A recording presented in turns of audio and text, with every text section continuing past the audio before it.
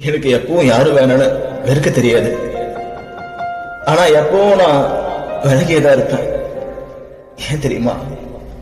நான் அன்பு வைக்க தகுதி இல்லாதவன்.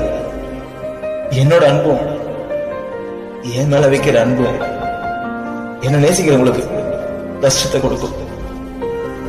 எனக்குன்னு ஒரு உறவு, ஒரு குடும்பம் எல்லாம் இருந்தும்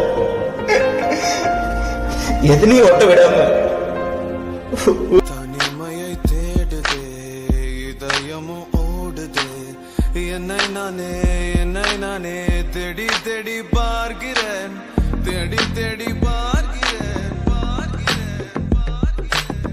உனக்கே